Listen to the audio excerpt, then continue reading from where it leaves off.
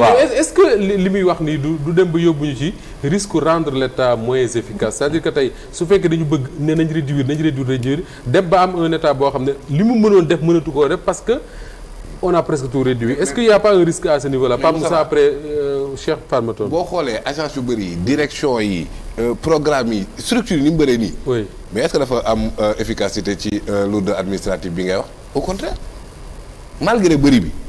mu yokk charge état yokk ñun le pauvre contribuable sénégalais. efficaceul mais efficaceul ñëpp nangu nañ ne Sénégal moo ëpp lourdeur administrative lenteur administrative ci àdduna. labyrinthe.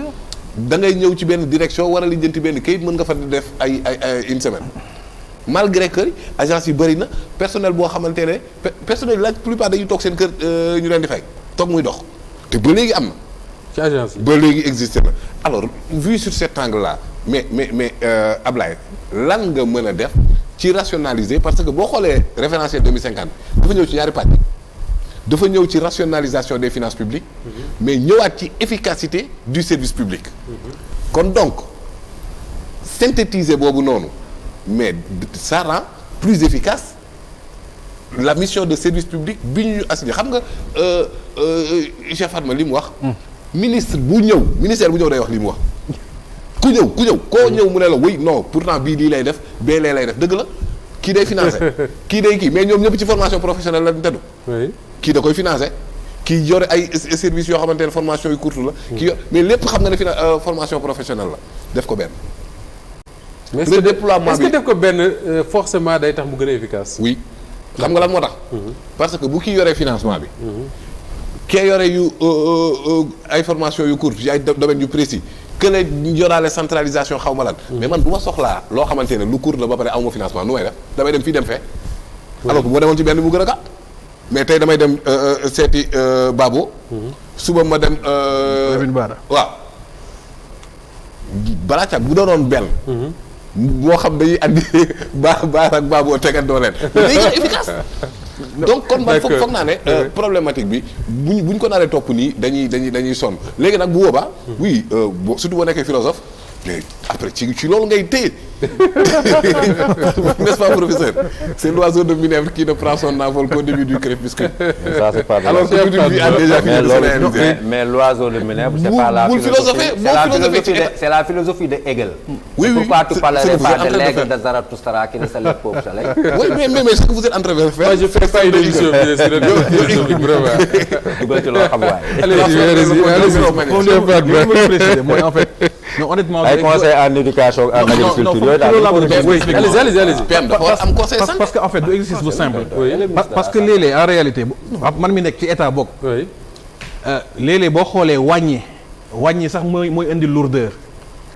man je me pose cette question là nekkuma ci état mais je me pose cette question. non boo xoolee léeg-léeg non ci contexte défini.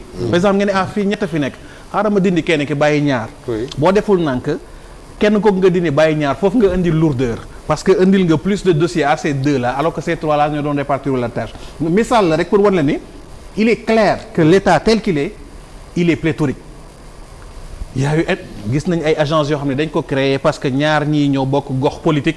mënuloo jox kii bàyyil kële kii nga jox ko lii kële nga xottil ko dara.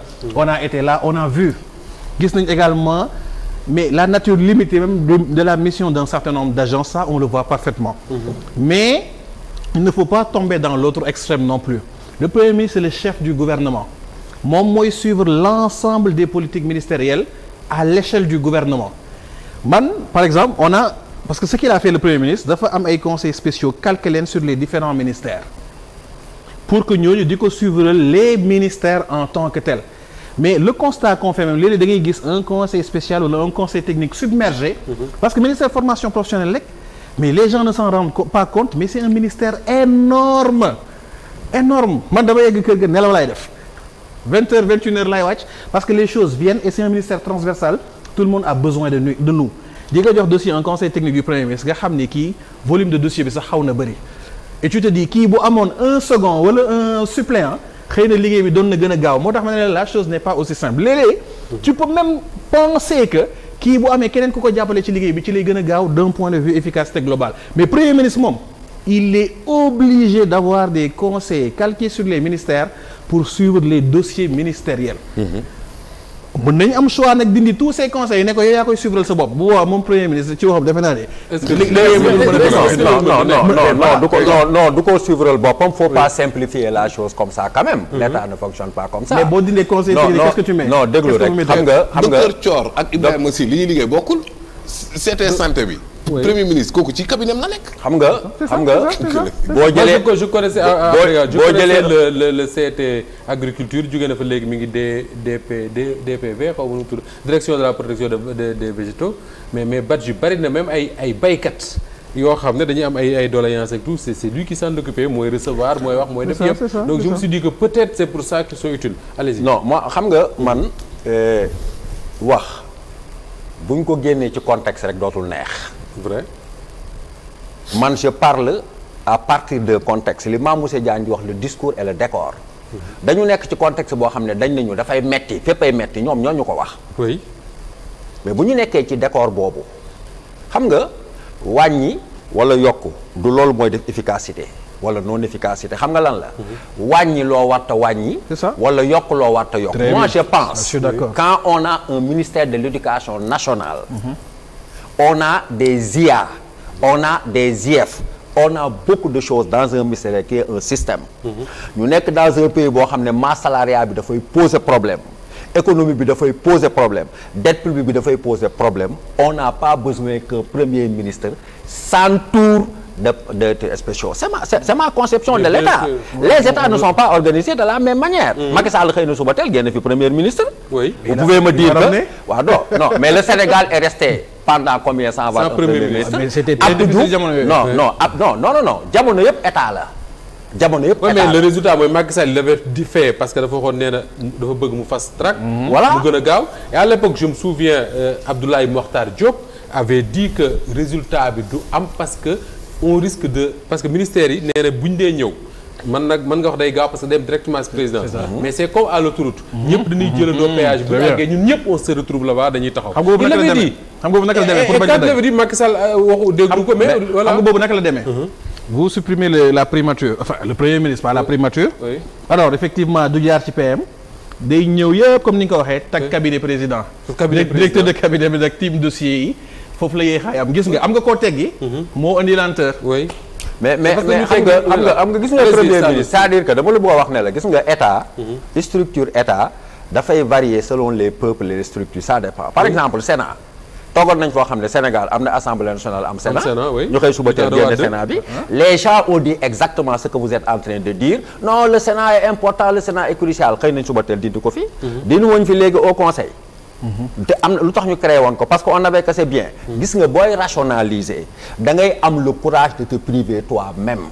man mënumaa gëm ngay woote rationalisation di woote ay affaire ba pare yow non attends xam nga par exemple aujourd'hui le premier ministre le Sénégal est resté combien d'années sans avoir un premier ministre.